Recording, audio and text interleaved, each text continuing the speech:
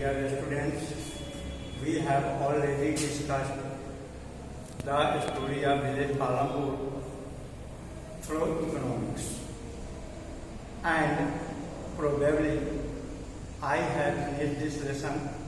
Today we will going to start democracy in world.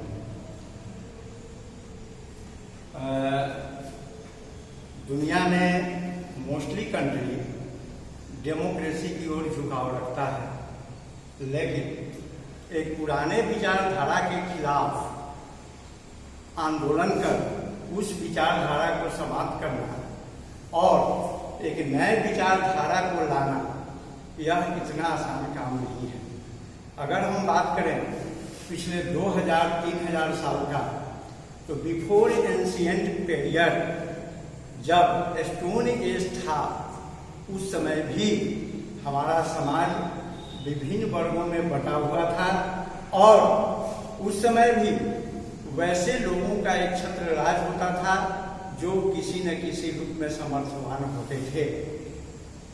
Ancient period को golden period इसलिए कहा जाता है क्योंकि उस समय जब यानी ईस्वी सन शुरू होने से लेकर हर्षवर्धन के मृत्यु काल तक यानी 7th सेंचुरी तक भारत में एक गोल्डन काल रहा है। इसको गोल्डन काल इसलिए कहा जाता है कि इस समय के जितने भी रूलर थे, सभी के सभी रूलर्स यही कोशिश करते थे कि जनता का ज्यादा से ज्यादा कल्याण हो। यह अपने दरबार में स्पाई रखते थे, गुप्तचर, जो गांव में घूम घूम कर पता करता था कि किसी जनता को कोई कष्ट तो नहीं है। समय बदलता गया, परिस्थितियां बदलती गई और आडंबर बढ़ते गए। तब शुरू हुआ मेडाइवल पीरियड। मेडाइवल पीरियड पूरे दुनिया के लिए डार्क एज के रूप में माना जाता है, क्योंकि मेडाइवल पीरियड में लोग अंधविश्वास पर ज्यादा विश्वास करते थे। धर्म के नाम पर, जाति के नाम पर, मंदिर मस्जिद के नाम पर विवाद बढ़ते ही जा रहे थे। यह केवल हमारे देश का सिचुएशन नहीं था, लगभग दुनिया के बहुत सारे देशों की यही स्थिति थी। ब्रिटिश जो कॉलोनियल युग की शुरुआत किया, उसके बाद से लेकर अब तक डेमोक्रेसी की परिभाषा बदलती जा रही है। हम एक ऐसे कंट्री की बात करने जा रहे हैं जो सुदूर दक्षिण में है, उसके बाद कोई देश ही नहीं है जो इंडीज पर्वत के पास एक लंबा स्ट्रीप के रूप में है। यह साउथ अमेरिका में पड़ता है और यहाँ पुरानी व्यवस्था को बदलकर यानी डिक्टेटरशिप को बदलकर एक नई व्यवस्था लाने का काम किया गया और यह श्रेय जाता है एलेन साल्वाडोर को। एलेन साल्वाडोर जिसने यहाँ पर रिपब्लिक स्थापित करने की कोशिश की। स्वतंत्रता और गणतंत्रता दोनों में अंतर है। स्वतंत्र होने का मतलब हुआ हम किसी देश की चंगुल से बाहर निकल गए, लेकिन गणतंत्र होने का मतलब है जब हमारी अपनी सरकार, अपना संविधान, निश्चित भूभाग, निश्चित जनसंख्या और हमारे इंटरनल इशू पर कोई दूसरा देश हस्तक्षेप नहीं करे तो हम कहेंगे कि हमारा देश एक रिपब्लिकन कंट्री है। तो यहाँ पर चिली भी एक रिपब्लिकन कंट्री के रूप में 1970 में उभरा था, जिसके नेता एलेन साल्वाडोर थे और यह इलेक्टेड प्रेसिडेंट बने।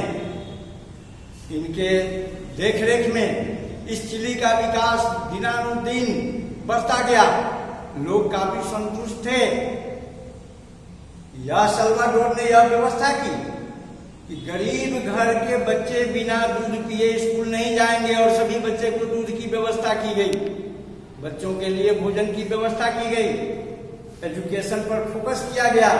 लेकिन शायद साल्वाडोर को यह बात मालूम था कि वह बहुत दिनों तक जिंदा नहीं रहेंगे, क्योंकि बगल का पड़ोसी यूएसए यह नहीं चाहता था कि उसके क्षेत्र में या क्षेत्र के आसपास नया कोई सोशलिज्म पनपे, डेमोक्रेटिक व्यवस्था आगे आए, वह नहीं चाह रहा था।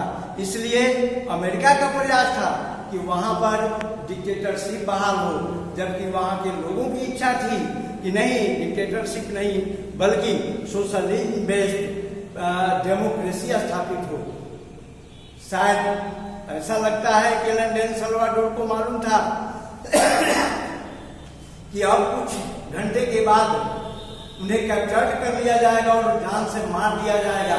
इसलिए कुछ ही घंटे पहले उन्होंने कहा था, अपने देश के लोगों को संबोधित करते हुए कहा था कि वर्कर्स ऑफ माय होमलैंड, हे हमारे देश के कामगार, I have faith in Chile, मुझे इस चिली पर पूरा भरोसा है, एंड इट्स फ्यूचर, और इसके भविष्य पर भी मुझे भरोसा है।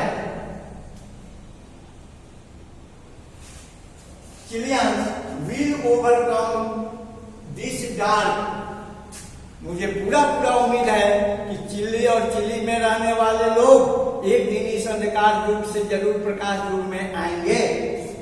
When Christian become dominant, you must never forget that sooner rather than later the grand avenue will be open where free man will march on to build a better society.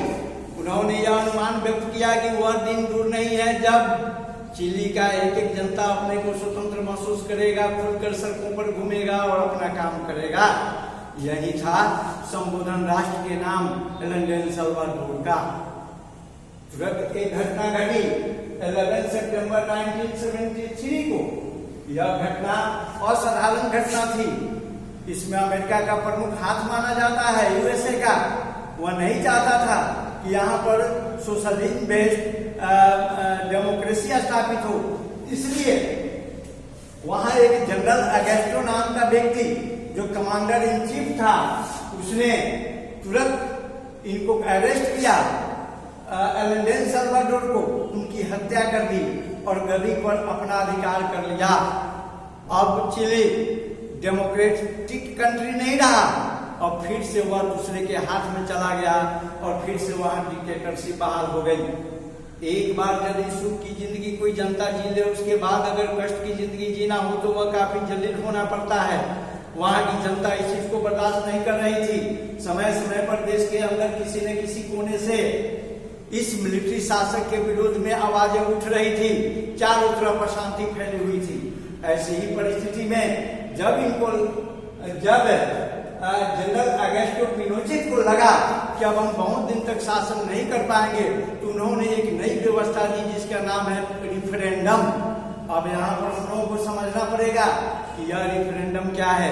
यह बात कोई आज की नहीं, आज से कई एक साल पहले की बात है, जब इस चिली की जनसंख्या कम थी। रिफरेंडम का मतलब होता है जनमत संग्रह। जनमत संग्रह का मतलब होता है कि सरकार कोई भी काम करे तो जनता से पहले उसकी अनुमति ले ले।